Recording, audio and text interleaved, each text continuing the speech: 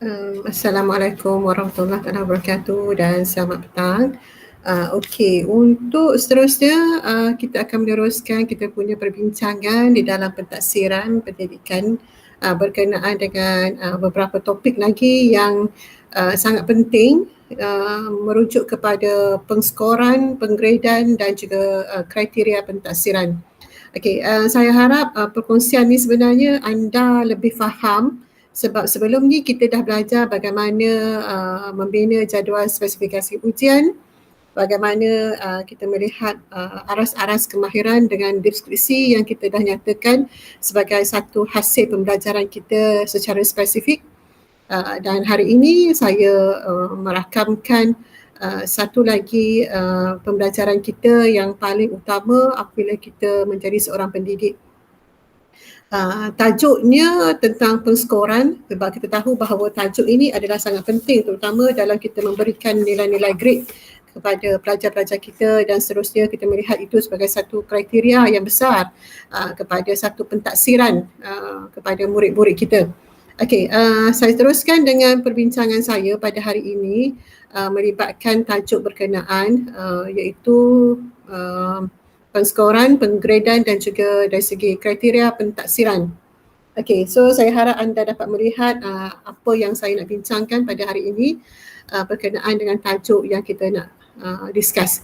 Okey, apa dinamakan sebagai pengskoran, penggradan dan juga kriteria pentadsiran? Okey, skor, satu perkara yang anda daripada dulu kini dan selamanya anda akan mendapati bahawa ini adalah satu terma yang tidak pernah anda miss dalam anda punya apa jua pentadsiran. So sebabnya dia adalah satu proses kita bagi markah kepada murid kita. Apa sahaja ujian yang kita bagi kepada murid kita, kita akan dapat balik semua jawapannya dan dia memberikan markah dalam bentuk skor. So selalunya markah ini kita tahu bahawa dia dalam bentuk numerical ataupun bentuk numeric number dan kita bergantung kepada pemberian markah itu berdasarkan kepada apa jawapan yang pelajar kita beri.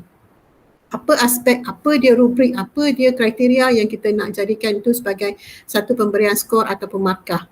Okey, seterusnya kita tahu bahawa grade merupakan satu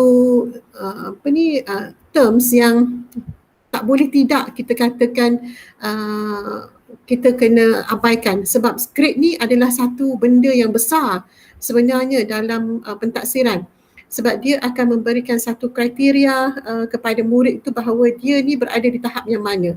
Selalunya grade kita bagi dalam bentuk abjad lah, A, B, C, D, E, F yang mana grade-grade ini menjadi satu grade yang utama dalam ujian-ujian formatif sama ada dari segi peperiksaan yang besar contohnya SPM, SCPM, dulu kita ada PMR dan sebagainya lah. Selalunya grade ini kita kena tentukan dahulu sebab dalam grade inilah kita akan tahu bahawa di mana kedudukan pelajar kita, kat mana kita dapat melihat dia punya pencapaian ataupun prestasi yang kita nak kendaki kepada murid kita yang kita nyatakan dari segi dia punya kriteria tersebut. Okey, kemudian kita dapati bahawa semua perkara-perkara ini sangat berkaitan dengan kriteria pentadsiran yang mana dia merupakan satu kriteria yang merangkumi semua aspek maklumat ataupun pengetahuan yang berkaitan dalam penulisan. Melibatkan juga kriteria pengelolaan yang mana kita tahu bahawa dalamnya merangkumi aspek-aspek penggunaan seperti bahasa yang tepat, kemahiran aspek menghuraikan idea yang secara logik, sistematik dan juga matang. Dan juga kita tahu bahawa setiap kriteria ini kena melalui proses-proses yang merangkumi beberapa aspek seperti ketepatan, munasabah, kelengkapan, konsisten, asli, daya cipta dalam apa jua bentuk penulisan. Okay, dari segi pemarkahan pula kita dapati bahawa terdapat beberapa cara pemarkahan itu diberi untuk terutamanya item yang berbentuk subjektif. Item bentuk subjektif ini kita tahu bahawa kita ada pelbagai medium cara untuk kita berikan pemarkahan sama ada secara analytical ataupun secara holistik yang kita beri secara global yang mana setiap kaedah-kaedah yang kita nyatakan itu mempunyai tata cara bagaimana markah itu diberikan. Okey, apa yang dinamakan sebagai kaedah analitik? Dia dikenali juga sebagai kaedah point iaitu markah ini kita berikan kepada jawapan yang diberikan oleh murid atau pelajar kita berdasarkan kepada skema yang diberikan. Sekiranya skema menyatakan markah sebegini diberikan kepada bentuk jawapan yang diberikan, so pemberian markah adalah berdasarkan kepada skema pemarkahan tersebut. Dia bergantung kepada bagaimana unsur-unsur yang diberikan oleh murid itu dinyatakan dalam huraian mengikut pemberatannya. Contohnya sekiranya jawapan yang diberikan itu menepati soalan dan juga skema yang diberikan, maka pemberatan markah itu pasti akan diberi. Sekiranya tiada faktor-faktor ataupun unsur-unsur yang dinyatakan di dalam huraian ataupun markah ataupun jawapan yang diberikan, maka beberapa unsur yang perlu diberi perhatian akan diambil sebagai satu kaedah markah yang akan diberi kepada mereka itu. Dan kriteria-kriteria yang tertentu itu haruslah merangkumi kandungan juga olahan serta proses yang kita berikan secara berasingan. Kalau kita lihat keseluruhan itu secara keseluruhan, itu dinamakan sebagai kaedah global ataupun kaedah secara holistik. Okey. Kaedah analitik ini selalunya kita gunakan dalam kita punya peperiksaan awam lah, exam-exam yang mana kita kena ada kita punya skema yang tepat berdasarkan kepada setiap item yang diberikan. Dia punya soalan selalunya melibatkan satu struktur jawapan yang sangat terperinci dan seragam serta berstruktur. Skema permarkahan yang diberikan ini sebenarnya adalah banyak membantu kepada pemeriksa supaya kita tidak lari daripada landasan memberikan markah yang sebaiknya ataupun yang layaknya kepada jawapan-jawapan yang diberikan oleh murid-murid kita. Supaya markah ini, supaya skema yang diberikan ini sebenarnya banyak membantu kita supaya tidak ada bias di sana dan di sini dalam memberikan markah. Okay, dalam kaedah analitik ini kita dapati bahawa ini merupakan satu kaedah yang sangat tepat, sangat memenuhi objektifnya kerana kita tahu bahawa kepercayaannya adalah sangat tinggi.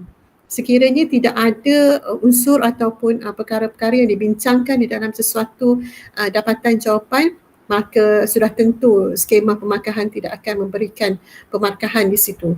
Dan sekiranya jawapan yang diberikan itu secara totalnya menepati apa kehendak soalan, dan pastinya markah akan diberikan dengan tepat kepada kertas yang dijawab oleh pelajar tersebut. Okey, kita dapati bahawa kaedah analitik ini memang satu kaedah yang sering kali digunakan dalam mana-mana sistem pemarkahan. Sebab dia sebenarnya merupakan satu kaedah pemarkahan yang jelas, terperinci, yang tepat, memberikan gambaran tentang taburan markah yang secara totalnya kepada calon, dan dia selalunya mempunyai kesahan ataupun kita kata ketekalan yang sangat tinggi. Okey, seterusnya kita dapati juga ada kelemahan dari segi kaedah analitik ini, yang mana masa yang terlalu lama kita perlukan untuk memeriksa setiap skrip jawapan murid kita ataupun pelajar kita. Dan kelemahan-kelemahan inilah yang sedikit sebanyak akan drag masa kita untuk memberikan pemarkahan kepada murid dan juga proses menanda kertas tersebut. Okay, now kita beralih kepada kaedah holistik. Apa dinamakan sebagai kaedah holistik? Dia merupakan satu kaedah yang di mana kita tengok macam dia helikopter lah, helikopter yang mana kita go through, baca keseluruhan jawapan pelajar. Selalunya soalan-soalan macam ni yang menyebabkan kita terpaksa baca berkali-kali supaya kita dapat cari kat mana point yang perlu kita berikan markah tersebut. Selalunya bila soalan-soalan yang memerlukan kaedah peperiksaan secara holistik ini, pelajar selalunya mereka ni bebas untuk bagi jawapan mereka. Apa sahaja tajuk yang diberikan, mereka bebas. Dan kita sebagai pemeriksa, kita kena menerima jawapan yang mereka berikan selagi mana dia tidak menyeleweng daripada kita punya tajuk soalan. Sebab itulah bila dalam hal-hal yang ini, pemeriksa ataupun orang-orang yang menjalankan pemeriksaan itu mestilah orang yang benar-benar mahir, orang yang spesialis, orang yang berpengalaman dalam mata pelajaran ataupun bidang tersebut. Dia tak boleh ambil orang yang daripada sebarangan yang tidak mempunyai kekuatan yang kukuh mengenai sesuatu topik yang dibincangkan ataupun mata pelajaran tersebut. Okey, kaedah holistik ni sebenarnya dia merupakan satu kaedah yang mana kita di akhirnya nanti selepas pemeriksaan dijalankan, kita akan melalui satu moderasi ataupun kita namakan sebagai penyelarasan ataupun di peringkat yang lain dinamakan sebagai pemurnian markah.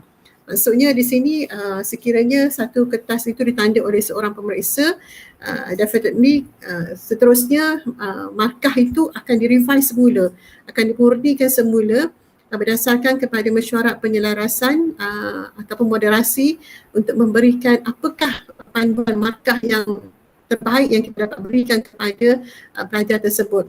Sebab perkara-perkara ini kita kena andaikan bahawa ada ruang-ruang markah yang boleh kita beri kepada jawapan-jawapan yang diberikan oleh pelajar tersebut.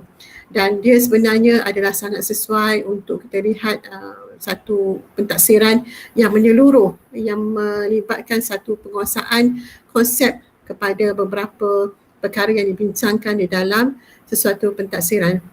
Okey, itu sahaja yang dapat saya bincangkan bagi tajuk perskoran dan juga penggradean.